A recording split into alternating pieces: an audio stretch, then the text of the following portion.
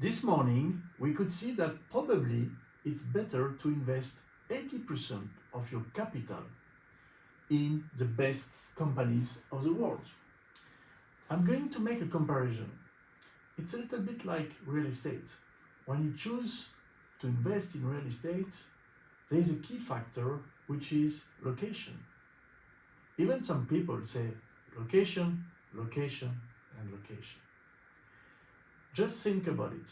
Maybe for your asset allocation, if you decide to invest in the stock market, try to think on the same way. What is the best location for my cash?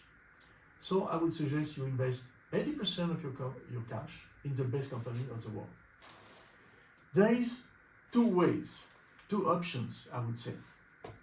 First option, you have absolutely no idea or no knowledge about where to invest in those best companies of the world.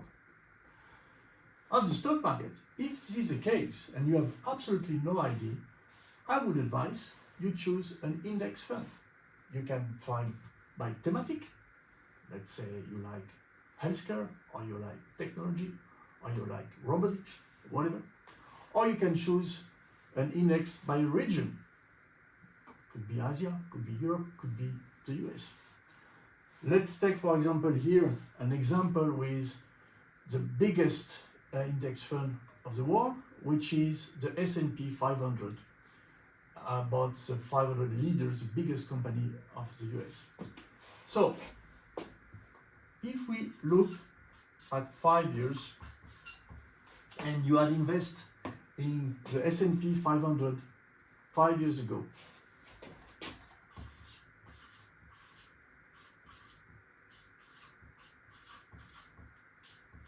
in 5 years, you had a return of around plus 60%, plus 61%.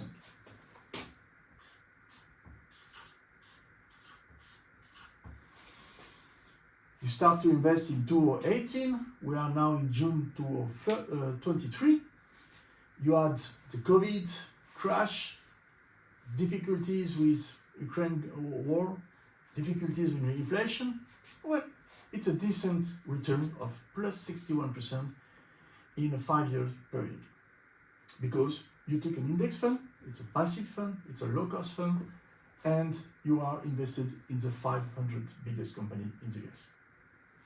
On the second options, you have a clear idea or knowledge of some of the biggest company of the world, or the leaders. Okay, let's take, for example, Apple. Let's take Berkshire Hathaway. Let's take, for example, I could say even Nestle, Swiss company. Let's take LVMH, L'Oreal,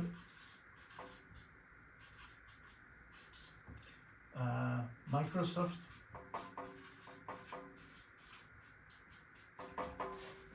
for example, but there is plenty of companies you could take. So I took here some leaders. Apple is a leader, Berkshire is a leader, Nestle in the food is a leader, LVMH on the luxury is a leader, L'Oreal is also a leader, luxury, and also all the products for I would say hygiene and shampoos and whatever, and Microsoft is a worldwide leader with a very strong notation.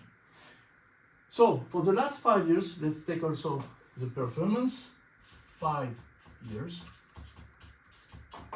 What was the performance of Apple? It was around 306%.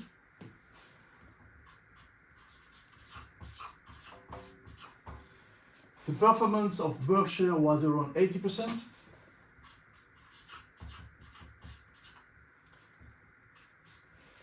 The performance of Nestle was a little bit smaller because it's a company like with a more like a conservative approach, so it was around 40%.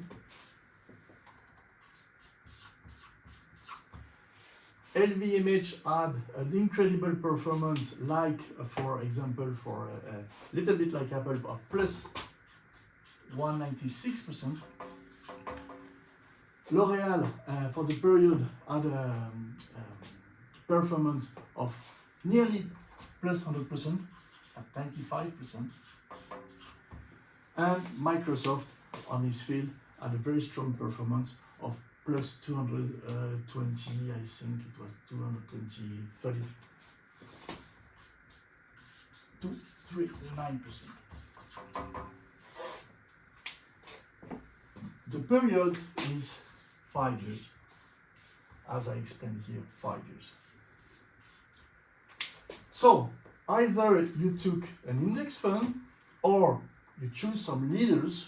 You could see that on the 5 years period, you had a very strong growth, a slow growth with Nestle, which is the more conservative and defensive stock, but it's still decent with plus 40%.